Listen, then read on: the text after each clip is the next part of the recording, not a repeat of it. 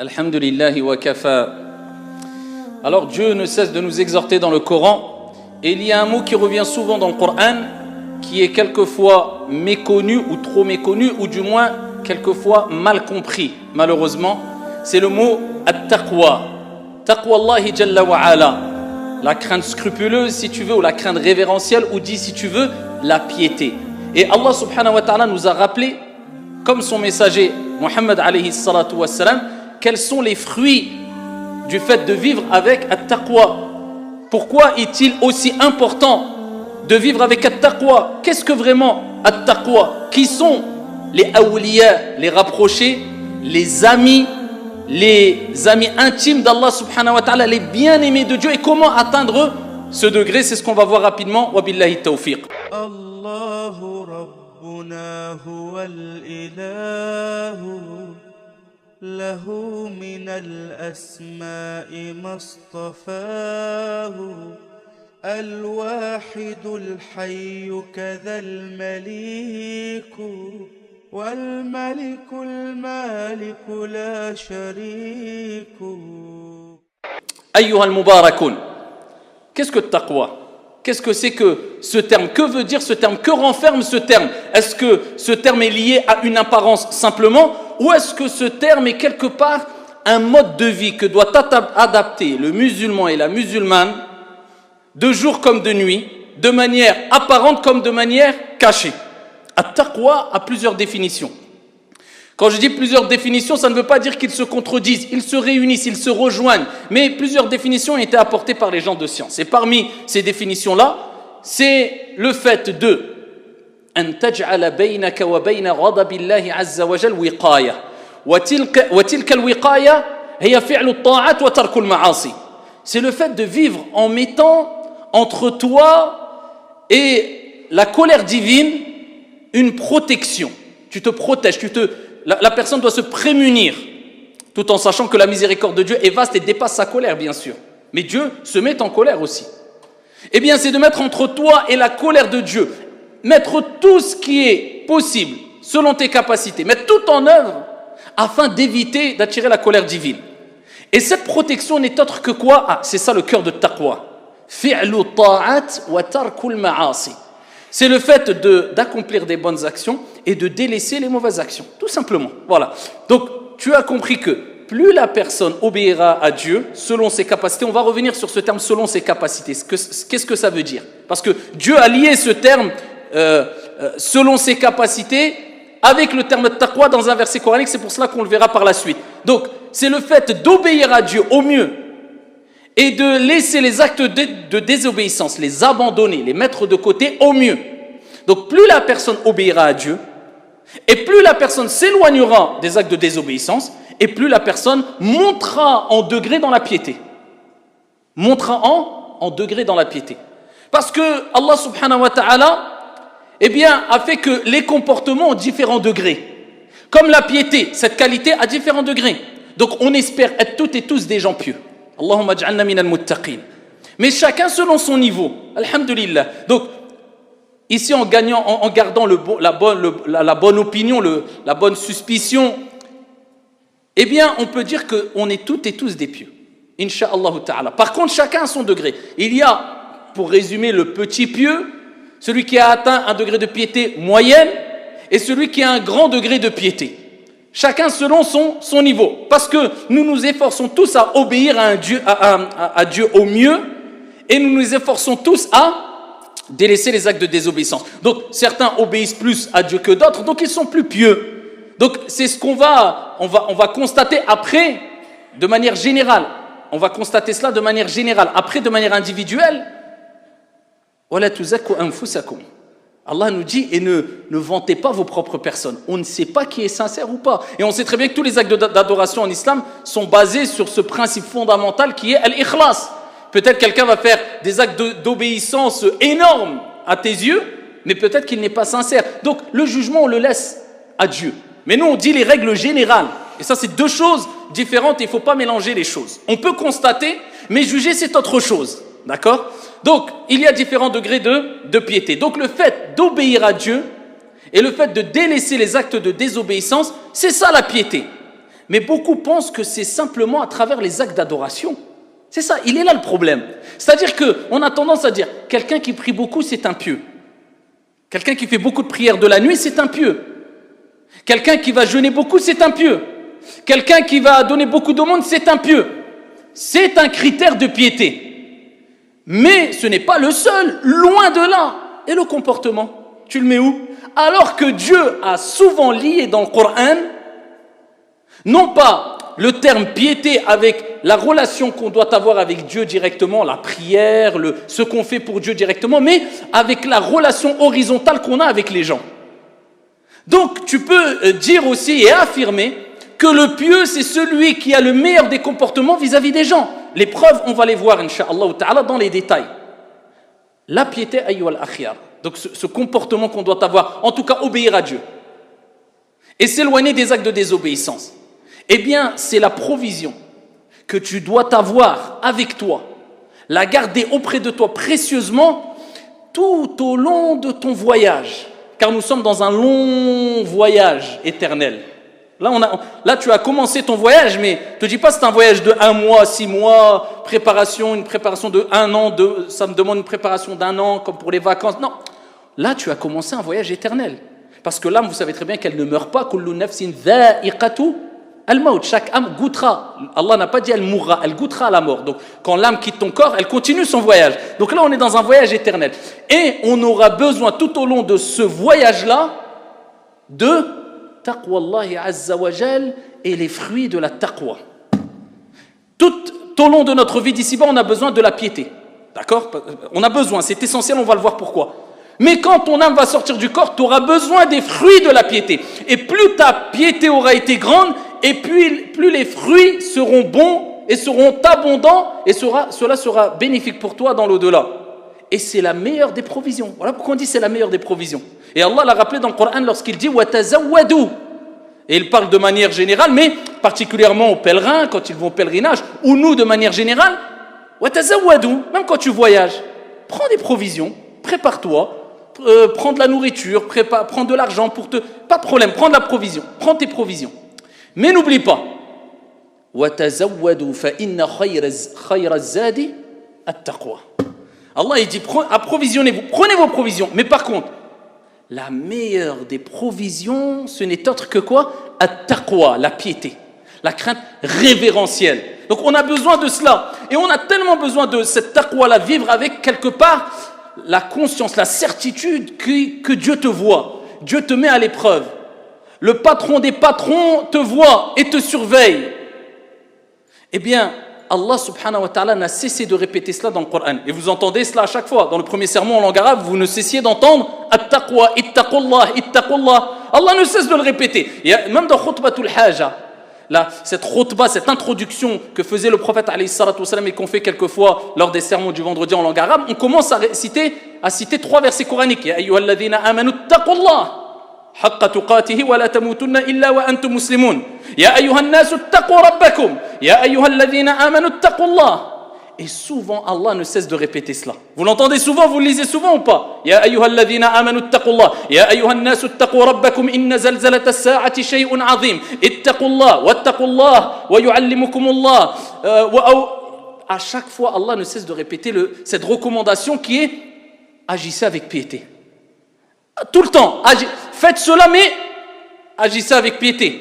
Pour nous rappeler que ce que tu vas faire, ça fait partie de la piété. Et souvent, Allah lie des recommandations avec la recommandation finale qui est la piété pour te dire, si tu appliques cela, eh bien cela fait partie de la piété, c'est une preuve que tu es pieux. Donc, Allah n'a cessé de le répéter, et quand on répète, la répétition ne vient pas de n'importe qui.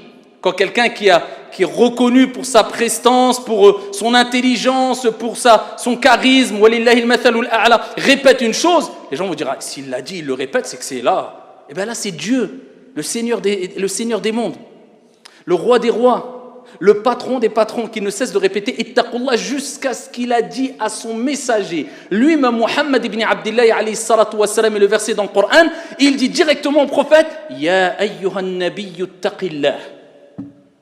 Recommandation divine au prophète lui-même. Ô toi prophète, crains ton Seigneur, agis avec piété. Le prophète alayhi salatu wassalam lui-même, comme il a relaté fait sahih, Abu Dhar al-Ghifari va voir le prophète. Alors mets-toi à la place de Abu Dhar quelques instants. Tu as l'opportunité, tu as la chance d'aller voir le prophète alayhi salatu wassalam, de te poster devant lui et de lui dire: ô messager d'Allah, awsini, donne-moi un conseil. Donne-moi un conseil. Le prophète est là, il est devant toi. Quand le prophète va te donner ce conseil, c'est le prophète qui est devant toi. Tu vas faire quoi de ce conseil? Tu vas le garder, tu vas le préserver, tu vas vivre avec, tu vas t'efforcer de mourir avec, de rester avec. Eh bien regardez, le prophète alayhi salatu wassalam, alladhi, subhanallah, sallallahu alayhi wa sallam, utiya jawami' al-kalim. En peu de mots, il donnait de grandes leçons pour des milliards de personnes. Le prophète est celui qui pouvait donner un conseil en 2-3 mots à une seule personne, et tellement que ce conseil était riche, eh bien c'est devenu un mode de vie pour des milliards de personnes. Alayhi salatu wassalam. Il lui dit quoi? Ittaqillaha haythuma kunt. Khalas. Agis avec piété, c'est-à-dire en obéissant à Dieu, en prenant conscience que Dieu te regarde, Dieu te surveille, Dieu te met à l'épreuve, où que tu sois. Voilà, le conseil qu'a donné le prophète. Alors il aurait pu lui donner 1000 conseils. Fais cela, ne lâche pas ta prière, fais cela, donne des aumônes. Non, il a tout réuni dedans, parce que at-taqwa réunit tout. Il lui dit: ittaqillaha haythuma kunt. Crains Dieu, agis avec cette crainte révérentielle, avec cette conscience que Dieu te surveille, te regarde, te met à l'épreuve. Eh bien, ne mets pas en colère Dieu où que tu sois. Alayhi salatu wassalam. Et c'est pour cela que Allah a blâmé ceux qui n'acceptent pas cette recommandation. Et il dit dans le Coran: وَإِذَا قِيلَ لَهُ اتَّقِ اللَّهِ أَخَذَتْهُ الْعِزَّةُ بِالْإِثْمِ فَحَسْبُهُ جَهَنَّمْ وَلَبِئْسَ الْمِهَادُ. Et lorsque tu lui dis: agis avec piété, crains ton Seigneur, eh bien l'orgueil s'empare de lui. Dieu blâme ceux qui n'acceptent pas ce conseil-là. Alors, bien sûr, le prophète il nous rappelle, enfin Aïcha du moins, et c'est une qaïda, une règle en islam, anzilun nas manazilahum, bien sûr. Ça, c'est une règle, on doit s'adapter au niveau de la personne, de la personne qui est en face de nous. Tu ne vas pas t'adresser à un gouverneur, à un roi, comme si tu t'adressais à ton fils, comme tu t'adressais à ton frère, comme tu t'adressais à ton père. Tu t'adaptes. Ça, c'est une règle impérative. Donc, la personne qui dit: ouais, celui-là, il n'accepte pas les conseils. Quand tu lui dis: viens, pourquoi il n'accepte pas? Je suis arrivé, je lui ai dit: ittaqillah, mon frère. Il m'a dit: oh, laisse-moi tranquille. Je lui ai dit: moi, je t'aurais dit 1000 fois, laisse-moi tranquille. C'est quoi cette manière? T'es qui, toi, pour parler comme cela? Est-ce que le prophète a déjà entendu que le prophète est arrivé où les compagnons en criant? Il y a une manière de le dire. C'est pour cela que même en introduction de khutbah, on dit: Usi nafsi awalan wa iyyakum bi taqwallah. Je recommande à moi-même le premier, ainsi qu'à vous de craindre Dieu. Tout dépend du ton que tu vas adopter, bien sûr. Après, bien sûr, si toutes les règles ont été respectées, la personne se doit d'accepter ici cette recommandation qui est de craindre Allah subhanahu wa ta'ala. Et le prophète alayhi salatu wassalam, tellement qu'il savait que c'était important lui-même dans les du'a, et ça c'est ce que vous devez faire, et c'est une des solutions qui nous permettra à toutes et à tous d'atteindre la piété. C'est le prophète qui le disait. Que dire de nous? Il disait des du'a où il demandait la piété dedans. Et il disait à titre d'exemple: Allahumma ati nafsi taqwaha. Oh Allah, accorde à mon âme la piété. Allah. Parce que c'est l'âme qui va t'influencer vers le bien et le mal. Il disait: oh Allah, accorde à mon âme la piété. Facile. Allahumma ati nafsi taqwaha. Tu ne peux pas le dire en arabe, dis-le en français. Allah subhanahu wa ta'ala a créé les langues et comprend toutes les langues. Allahumma ati nafsi taqwaha. Et il disait aussi alayhi salatu wa salam dans une autre dua, comme fait sahih: Allahumma inni as'aluka al-huda wa tuqa. Ya Allah, je te demande la guidée et je te demande la piété aussi. Donc demander, ça c'est un des plus grands moyens, le premier des moyens à utiliser pour atteindre la piété, pour atteindre at-taqwa, la piété. Donc at-taqwa, est-ce que c'est simplement de prier beaucoup ou autre, ou faire donner beaucoup d'aumônes? Non. Il y a des degrés dans le taqwa. Et le premier degré, le plus important, c'est simplement d'obéir à Dieu dans ce qui est obligatoire et délaisser ce qui est interdit. De manière claire. Alors bien sûr, il y a des divergences en islam. Celui dit c'est haram, celui-là dit c'est halal. Moi, je te parle de quoi?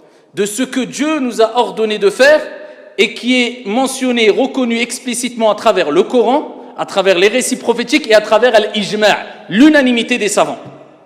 Donc ça, comme ça, tu t'éloignes de tout doute. Alors comme la prière, comme le jeûne, comme délaisser le mensonge, comme délaisser la calomnie, comme délaisser la médisance, comme délaisser le vol, comme les choses qui sont claires, ça déjà, tu te concentres dans ça. Si tu fais, sache que tu seras impieux. Ça, c'est le premier degré. Le deuxième degré, c'est non seulement d'obéir à Dieu dans ce qui est obligatoire et délaisser ce qui est interdit, mais de passer dans le stade supérieur qui est de faire ce qui est recommandé et délaisser ce qui est déconseillé. Ça, c'est le deuxième degré de taqwa. Donc, nous, on te demande déjà, concentre-toi dans le premier degré. Et at-taqwa, on a dit, c'est un comportement. At-taqwa, c'est pas celui qui a une apparence de pieux. Rien à voir avec l'apparence. C'est pas une armure ou une couverture que tu as qui montre que tu es un pieux. Rien à voir. C'est le comportement, ta relation avec les gens, avec ton épouse, avec tes enfants, avec les gens, avec les frères, avec les musulmans, avec les non-musulmans, dans la société, ta sociabilité, il a akhiré. Et les preuves en sont nombreuses, je ne veux pas trop prolonger, quelques preuves. Allah Jalla wa Ala, eh bien, il nous dit dans le Coran, i'adilu. Ah, il parle de quoi? Il nous rappelle que l'équité, c'est la piété. Khalas. Tu veux voir si une personne est pieuse? Regarde s'il est équitable et juste dans son jugement. I'adilu huwa aqrabu li taqwa. Soyez équitable, juste, cela est plus proche de la piété. Wa an ta'fu aqrabu li taqwa. Pardonner aux gens, c'est la piété. Allah dit, et si vous pardonnez, cela est plus proche de la piété. وَكُلُوا مِمَّا رَزَقَكُمُ اللَّهُ حَلَالًا طَيِّبًا وَاتَّقُوا اللَّهَ. Manger des choses licites et se préoccuper et faire attention à ce qu'on consomme, ce qu'on mange, l'argent qu'on fait rentrer, l'argent qu'on dépense, cela fait partie de la piété. Dieu dit dans le Coran, وَكُلُوا مِمَّا رَزَقَكُمُ اللَّهُ. Mangez de ce que Dieu vous a donné, les bonnes choses que Dieu vous a données, les choses licites que Dieu vous a données, les choses bonnes et licites. Bonnes et licites. Et il dit, cela est la piété. D'accord? Cela est la... Et il dit ensuite plus précisément, et craignez Allah. C'est comme si Dieu nous disait, il termine avec toujours, wattaqullah. Et craignez Dieu pour vous dire, agissez ainsi et craignez Dieu, parce que agir ainsi, c'est craindre Dieu. Vous avez compris? Le prophète alayhi salatu wassalam, l'éducation est ta relation avec tes enfants. Il dit, fa'adilu bayna awladikum wattaqullah. Soyez équitable entre vos enfants. D'accord, tu donnes à un enfant, tu donnes à l'autre. Tu embrasses un enfant, tu embrasses l'autre. Tu donnes des cadeaux à un enfant, tu donnes à l'autre. Tu agis avec douceur avec un enfant, tu agis avec l'autre. Pas de favoritisme. Eh bien, le prophète il dit fattaqullah. Fa'dilu bayna awladikum wattaqullah. Soyez équitable juste entre vos enfants et craignez Allah. Donc il te dit que le prophète alayhi salatu wassalam, être juste envers les enfants, c'est la piété. Le prophète alayhi salatu wassalam, il dit fattaqullaha fin nisa. Craignez Dieu, agissez avec piété dans vos femmes. Si on prend une traduction littérale, ça veut dire quoi? C'est-à-dire que dans ta relation avec ta femme, tu dois craindre Dieu. Et plus tu te comporteras bien avec ton épouse, et plus cela sera un signe de piété. Et cela fait partie de la piété. Donc vous voyez que وَأَوْفُوا بِالْعَهْدِ. Allah Azza wa Jalla dit, et remplissez fidèlement vos promesses, vos engagements, et craignez Allah, soyez pieux. Donc remplir son engagement, sa promesse, je viens à 13h, tu viens à 13h, ça c'est la piété. Tu viens à 13h10 parce que tu te dis, bon on a l'habitude, 13h, chez nous les Arabes c'est 13h10, c'est un manque de piété. C'est vrai ou pas? C'est cela, c'est Allah qui le dit. Donc il lie ses comportements à quoi? À la piété, pour te dire, la piété c'est pas que prier beaucoup ou jeûner beaucoup, non. La piété c'est, tu vas la voir et tu pourras mettre le baromètre en regardant, en analysant ton comportement vis-à-vis d'autrui. C'est pour cela que Dieu lie toujours le terme at-taqwa, la piété, avec les comportements horizontaux qu'on a avec les gens de la société de manière générale et particulièrement avec les membres de nos familles. Ça c'est at-taqwa wal akhir. Et at-taqwa, elle a des fruits. Et quand on connaît les fruits de taqwa, c'est ce qui va te motiver à acquérir la taqwa, obéir de plus en plus à Dieu et délaisser de plus en plus et au mieux les actes de désobéissance. Le plus grand des fruits, c'est al-jannah, le paradis. Allahumma arzuqna al-jannah. Allah Jalla wa Ala, il rappelle que le paradis, il est pour les pieux. Inna lil muttaqina مفازة حدائق وأعنابا وكواعب أترابا وكأسا دهاقا لا يسمعون فيها لغوا ولا كذابا. Allah il décrit ce qu'il y a au paradis. Mais en introduction, il rappelle ce que je vais décrire. Le paradis, les bienfaits, les délices du paradis, c'est pour qui? Il dit Inna lil muttaqina mafaza. C'est pour les pieux. Les pieux auront ce paradis, auront ces délices, auront cette réussite. Donc le paradis, il est pour les pieux, ayyuhal akhyar. Et ça, c'est parmi les plus grands fruits du paradis. Parmi les fruits, eh bien, il y a le fait que Dieu va te faciliter les choses dans ta vie. Ça, c'est pour l'au-delà, le paradis, mais pour dans ta vie d'ici-bas, Allah va te faciliter les choses. وَمَنْ يَتَّقِ اللَّهَ يَجْعَلْ لَهُ مِنْ أَمْرِهِ يُسْرًا. Celui qui agit avec piété, donc il voit un acte de désobéissance, il dit non, je veux gratter les fruits du paradis moi aussi. Je veux gratter les fruits ici qui vont m'être bénéfiques ici-bas aussi. Non, tu penses aux fruits ici qui vont t'échapper. Qu'est-ce qu'il se dit? Non, je délaisse. Eh bien, qu'est-ce qu'il va gagner? وَمَنْ يَتَّقِ اللَّهَ يَجْعَلْ لَهُ مِنْ أَمْرِهِ يُسْرًا. Tout le temps dans notre vie, tout au long de notre vie, on trouve des obstacles. Eh bien, celui qui agit avec piété, Allah subhanahu wa ta'ala va lui faciliter les choses. Parmi les choses encore ici-bas, non seulement Dieu va te faciliter, Allah dit dans le Coran وَمَنْ يَتَّقِ اللَّهَ يَجْعَلْ لَهُ مَخْرَجًا وَيَرْزُقْهُ مِنْ حَيْثُ لَا يَحْتَسِبُ. Quelqu'un vient te voir et te dit toutes les portes se ferment. Je sais plus d'où mettre la... Tellement que j'ai de problèmes, je sais plus quoi faire.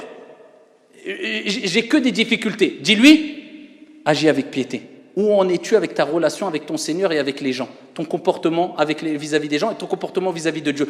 Réforme-toi, Dieu s'occupe du reste. Dieu dit, on va vous faciliter les choses. Dans le deuxième verset coranique, Allah subhanahu wa ta'ala dit, et celui qui agit avec piété, avec crainte révérentielle, Allah lui donnera des issues favorables. Il n'a pas dit une. Il dit, yaj'al lahu makhraja, plein d'issues favorables, et il te donne une leçon Allah, et il te rappelle que c'est lui qui donne et d'où il veut. Et il dit, et il te donnera ta subsistance d'où tu ne t'attends même pas, subhanahu wa ta'ala. Parmi les fruits de taqwa, al-ilm, la science. On a besoin toutes et tous de science dans la vie de tous les jours. Les gens disent, j'arrive pas à retenir la science, l'ilm, à apprendre. Allah, il dit, wattaqullah wa yu'allimukumullah. Agissez avec piété et Dieu va vous donner la science. Allah va vous enseigner. Le fait d'agir avec piété, ça apporte énormément de fruits. Ça apporte beaucoup de choses, beaucoup de bienfaits. Et ça t'ouvre énormément de portes. Encore faut-il prendre conscience et comprendre cela. Et pour terminer, lorsqu'on dit de craindre Allah subhanahu wa ta'ala du mieux qu'on peut, ça veut dire quoi? Alors, je terminerai avec ces deux versets coraniques. Allah subhanahu wa ta'ala sait que nous sommes faibles. Et il sait que nous ne sommes pas parfaits. Et il sait que nous ne sommes pas des anges. Et Dieu a voulu cela parce qu'il nous a créés comme ça faibles. Et il dit dans le Coran, وَخُلِقَ الْإِنسَانُ ضَعِيفًا. On a créé l'être humain faible. Donc Dieu ne nous dit pas d'être parfait et d'agir avec piété à la perfection à 100%. Non, il dit de faire au mieux. Selon tes capacités. Mais selon tes capacités, ça ne veut pas dire selon tes passions et tes plaisirs et tes désirs. C'est deux choses différentes. C'est-à-dire quand il y a une difficulté, sache que Dieu va te permettre d'utiliser une facilité. Et ce n'est pas à toi de chercher les facilités quand il n'y a pas lieu de chercher des facilités. Si vous avez compris ça, vous avez compris énorme. Allah Jalla wa Ala dit « Fattaqullaha mastata'tum » Il nous dit « Craignez Dieu autant que vous pouvez ». Il ne nous a pas dit « Fattaqullah » simplement. « Fattaqullaha mastata'tum » autant que vous pouvez, du mieux. Et dans un autre verset coranique, Allah il dit « Ya ayyuhalladhina amanu taqullaha haqqa tuqatih »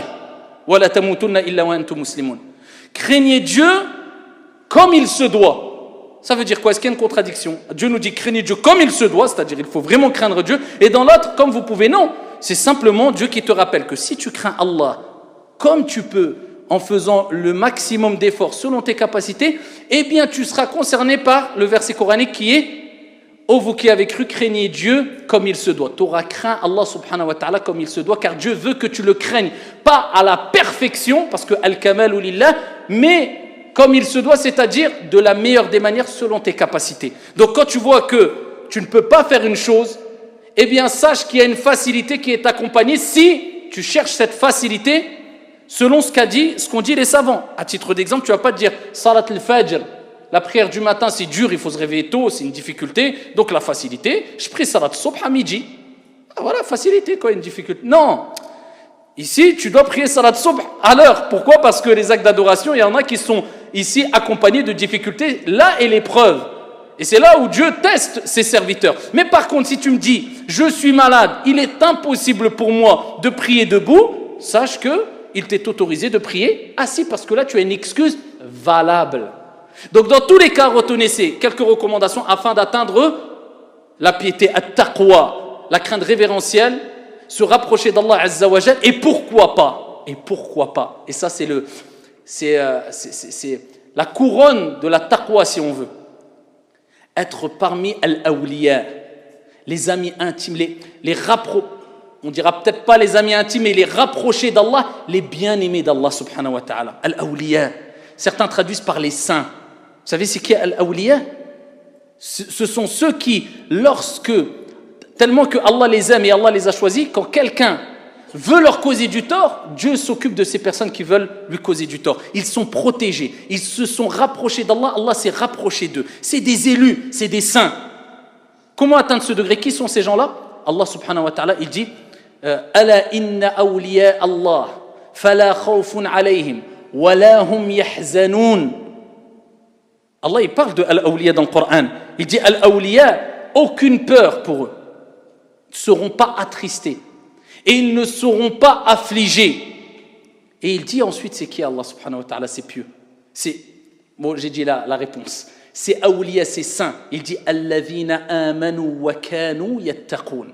Ce sont ceux qui ont cru et qui ont agi avec piété. Vous avez vu, donc, quand on vous dit c'est qui les awliya, c'est qui les saints, on retrouve beaucoup ce terme soit dans des versets coraniques ou dans des hadiths, eh bien ce sont les pieux. Allah dit dans le Coran alladhina amanu wa kanu yattaqun. Allahumma ij'alna minhum. Hada wa sallu wa sallimu rahimakum.